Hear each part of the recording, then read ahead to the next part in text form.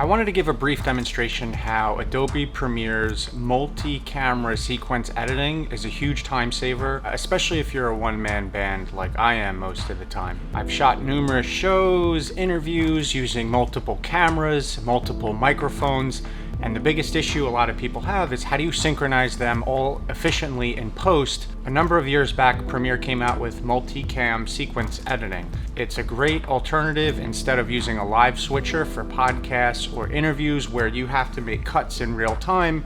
I like to work the opposite. I like to record everything on all cameras and sources, synchronize them in post, and then I get to decide after the fact where the camera is looking. You could even create a dynamic link for each camera into After Effects if you're going to do keying, and in real time it'll update in your final sequence. So let me show you how that works. A few weeks ago we had a tax strategist come in and he wanted to reshoot some of his webinars which he had recorded himself on Teams in a more professional studio setting, which I always advocate for. If you have the ability to produce more polished content, I always advocate for that. Especially in the world of financial services, you want to be the best you can be, the most presentable, and there's no better way to do that than in a studio setting. I had two cameras rolling during the shoot. They're two Blackmagic cameras. One is the 4K pocket camera, the other is the 6K pocket camera. And the third thing I had was an Atomos Ninja, which was plugged in to his laptop, which he brought in. Again, in the world of financial services, for security purposes, it's not a good idea to install third-party recording software like OBS to screen cap his desktop or presentation. So the Atomos Ninja is a great solution to be able to plug in and record externally.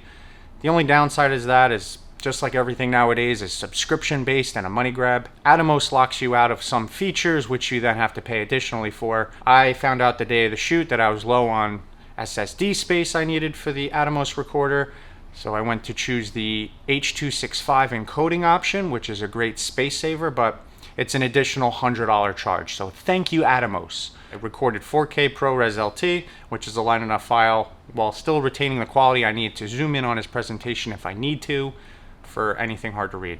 So I have three sources for this shoot: A camera, a B camera, and screen cap, and I make folders for each one to organize everything, obviously.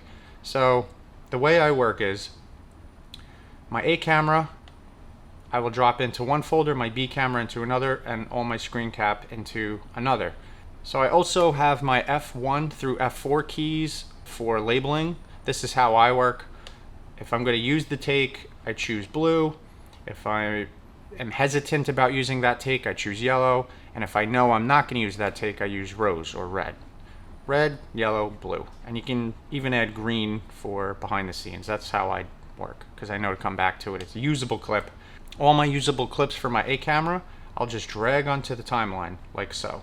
My main camera's audio is being recorded by a Rode NT3 microphone that's plugged into a Sound Devices 302 mixer for good preamps, which then goes into my Blackmagic camera. So initially, when I create a new sequence with the A camera, my levels do look low, but they are there. That's because our noise floor is very low, so all I have to do is go to audio gain. I like to normalize all peaks to 0, or sometimes, most of the time, -2 dB. It's going to calculate the audio and raise everything up so we can actually hear it. So after I've done that, I have all my audio normalized. I will now create sequences for my B camera and my screen cap, and whatever sources are now going to be synchronized to my A camera. My A camera, or the main camera, is my foundation or base to synchronize all the other sources. So now that I'm done with my A camera, I'm going to go to my B, and I selected my 3 clips that are the same takes from A camera. So once I drag and drop all my clips into the B camera sequence, which I've labeled blue, I've normalized all my audio. What I'm going to do is to synchronize everything. So I'll start this from scratch just to show you. Create a new sequence, camera B, camera 2, whatever you want to call it. So I'm going to cut the clip, go to camera A. I'm going to highlight the second track of audio and video. While I lock off camera A, I'm going to paste into video 2 and audio 2. And now I have Two clips, they look like they're in sync, but they are not. So from here I unlock. I'm going to actually move the rest of these out of the way. And mind you, this was already done before we started. So now that I have A camera and B camera, now I'm going to right click. I wanted to give enough room because if one shifts to sync up, I don't want it to cut into the next clip. So I go to synchronize. And for this, I'm going to choose audio because we're going to sync up for audio. It's going to process and do its thing. So as you can see, it's processed the audio. All right, so what can we do or not do? All right, so what else can we do or... So it does look like it's synced up pretty good. So then what I do is, again, we're going by the main camera or A camera. So we're going to trim the B camera clip so that it fits the A. So then I'm going to remove that, cut, remove it from the A camera sequence, go back to the B and paste it. And now these two cameras, at least for the first take, are in sync. So now the A camera and B camera, the first take of each, are in sync. And then we're going to do this for the rest of our clips. So again, I drag and drop the second clip, then I'm going to cut it, put in the A camera. I'm going to lock off the A camera sequence just so I don't mess with anything. I'm going to paste, unlock the main camera, and now I'm going to, let's move the third take out of the way. Let's move these closer. Right click, synchronize, audio, track 1. And the same thing, we're going to let it do its thing. And these are about 10 to 15 minute takes, so it synchronizes them fairly quickly, anywhere between 10 to 30 seconds. So it's finished synchronizing our second take, and it might look like it's perfectly aligned from beginning to end, but if we zoom in all the way to the end, we're going to want to trim the B camera, not the A camera, which is our foundation. We're going to want to trim the B camera so that it lines up with the A camera on the beginning and the end, the in and the out. Now I can ripple delete and re-butt up camera A take 1 and camera A take 2. Now we can remove camera B take 2 and paste it back into its sequence. So now takes 1 and 2 from both camera A and B are synchronized. And we're going to do the same for 3. Drag and drop. Cut. Let's lock off camera A's timeline again. Paste. Unlock. Let's bring this in a little bit. Our levels do look low on camera B, but it's been good enough to synchronize for now. Synchronize. Okay. Alright, so now we have finished synchronizing our last take, and in the front, perfectly flush. We're going to check the back, so we just have to trim the B camera so it lines up at the end. Now I could ripple delete. All of our A camera sequences are back to back. I'm going to remove that B camera clip again, paste it back into B camera sequence, and now we have A camera and B camera. All 3 takes are synchronized. And that took about 5-10 minutes. It's not that bad. So now we have camera A and B synchronized. We're going to move over to our screen caps. Once we have all 3 sequences synchronized, this is where the magic happens.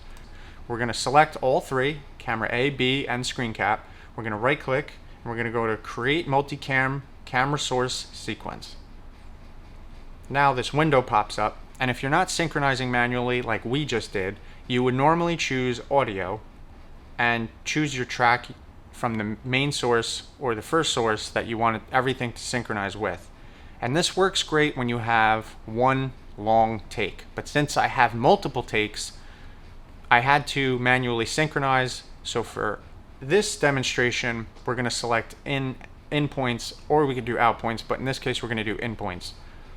Because of the in points of our main camera, all of our subsequent sequences are also aligned from the start point. So we can just use that as our basis. So if I hit OK, it's going to create now a new special multicam sequence. But when you click this, this does not create a sequence itself. As you can see, it moved our original sequences into a new bin called processed clips.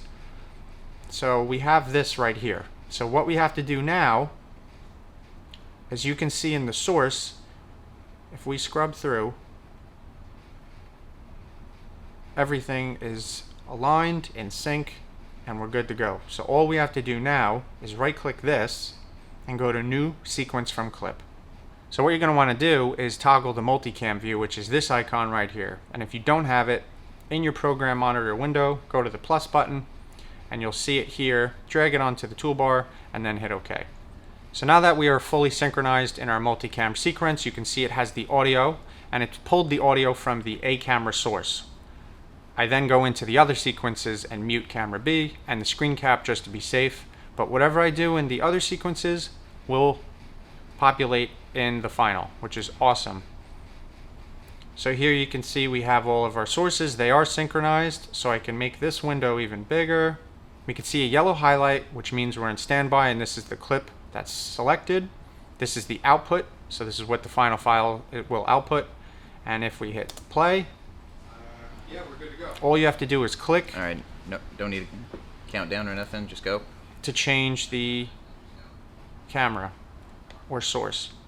And you can see there's a red highlight, which means we're in recording mode, because when I hit stop, it's going to make those cuts depending on what clips I selected. And if you want to change a clip in the pre-recorded cuts, all you have to do is select that clip and you can now change your source. All right, no, don't need it. So this is my preference for how I handle multiple sources and cameras into a multicam sequence in Premiere Pro. Again, there's tons of other ways to synchronize your sources. You can do it automatically using the audio sync option, or do it manually using the in and out points. The sky's the limit. This is just how I do it. To me, from refining over the years, it's the most efficient way to sync numerous. I've worked with up to 6 cameras and this has worked great. So thanks for watching. If you want to learn a little bit more, check out my website once in a while or my YouTube, Alex Siliato. Thank you for watching.